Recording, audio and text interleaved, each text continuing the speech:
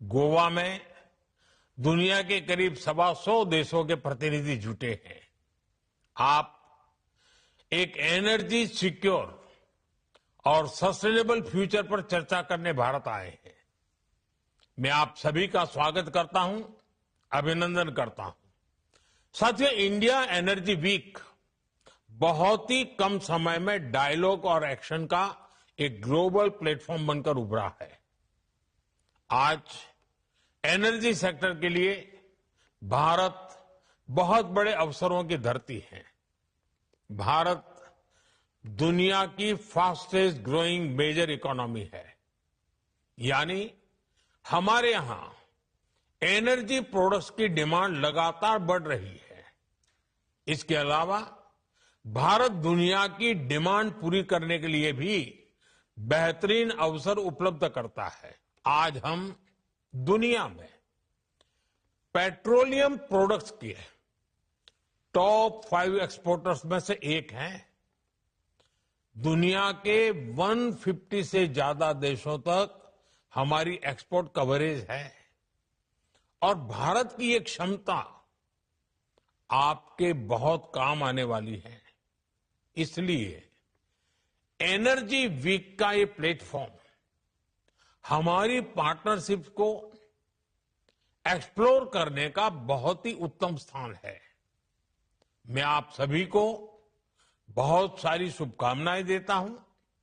Friends, अपनी बात आगे बढ़ाने से पहले मैं एक बड़े डेवलपमेंट की चर्चा करना चाहूंगा। कल ही भारत और यूरोपियन यूनियन के बीच एक बहुत बड़ा एग्रीमेंट हुआ है। दुनिया में लोग इसकी चर्चा मदर ऑफ ऑल डील्स के रूप में कर रहे हैं। ये समझौता भारत के 140 करोड़ लोगों और यूरोपीय देशों के करोड़ों लोगों के लिए बहुत बड़े अवसर लेकर आया है। ये दुनिया की 2 बड़ी इकोनॉमीज के बीच तालमेल का एक शानदार उदाहरण बना है। ये समझौता ग्लोबल जीडीपी के करीब 25% और ग्लोबल ट्रेड के करीब 1/3 हिस्से को रिप्रेजेंट करता है। ये समझौता ट्रेड के साथ साथ डेमोक्रेसी और रूल ऑफ लॉ के प्रति हमारे शेयर्ड कमिटमेंट को भी सशक्त करता है।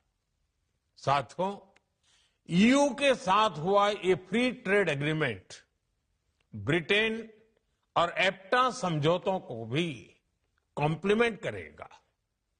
इससे ट्रेड और ग्लोबल सप्लाई चेन दोनों को मजबूती मिलेगी। मैं भारत के नौजवानों को, सभी देशवासियों को इसके लिए बहुत बहुत बधाई देता हूं। मैं textile, James and jewellery, leather and shoes ऐसे हर सेक्टर से जुड़े साथियों को भी बधाई देता हूं। ये समझौता आपके लिए बहुत सहायक सिद्ध होगा।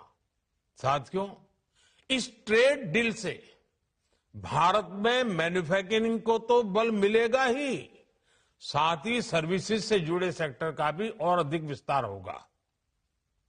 ये फ्री ट्रेड एग्रीमेंट दुनिया के हर बिजनेस, हर इन्वेस्टर के लिए भारत पर कॉन्फिडेंस को और मजबूत करेगा। साथियों, भारत आज हर सेक्टर में ग्लोबल पार्टनरशिप पर बहुत अधिक काम कर रहा है। मैं अगर एनर्जी सेक्टर की ही चर्चा करूं तो यहां एनर्जी वैल्यू चेन से जुड़े हुए अलग अलग क्षेत्रों में निवेश की बहुत संभावनाएं हैं। आप एक्सप्लोरेशन का ही क्षेत्र ले लीजिए। भारत ने अपने एक्सप्लोरेशन सेक्टर को काफी ओपन कर दिया है।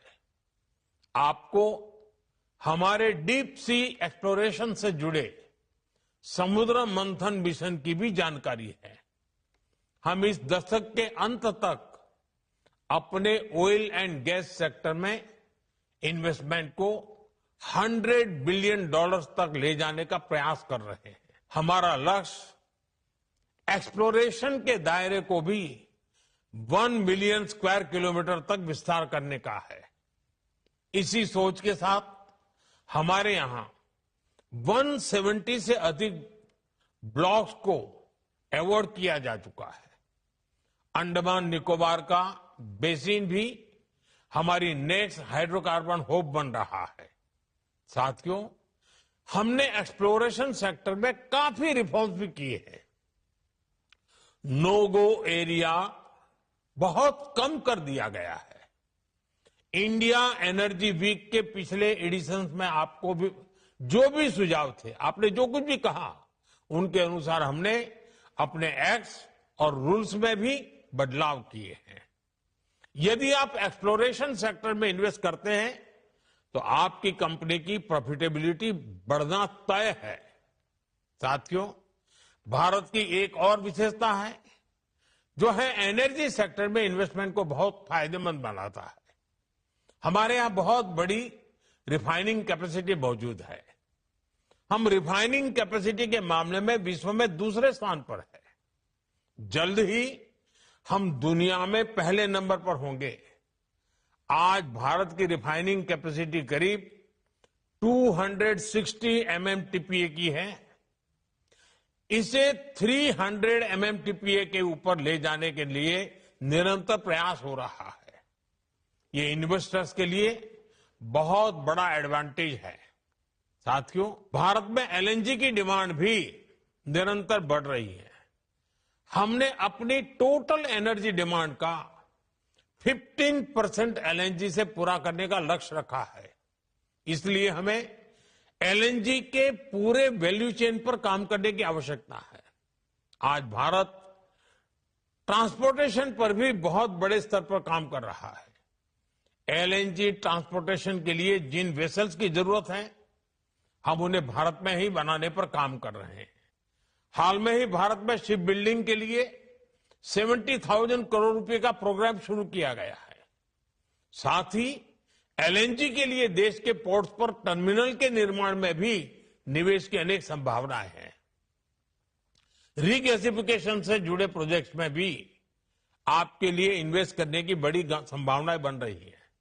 साथियों, LNG के ट्रांसपोर्टेशन के लिए भारत में बहुत बड़ी पाइपलाइन की भी जरूरत है। बीते सालों में इस पर हमने बहुत निवेश किया है, लेकिन अभी भी बहुत बड़े पैमाने पर इन्वेस्टमेंट के लिए संभावनाएं हैं। आज भारत के कई शहरों में सिटी गैस डिस्ट्रीब्यूशन का नेटवर्क पहुंच चुका है और हम तेजी से अन्य शहरों में भी इससे जोड़ रहे हैं। सिटी गैस डिस्ट्रीब्यूशन भी आपके निवेश के लिए बहुत ही आकर्षक क्षेत्र है।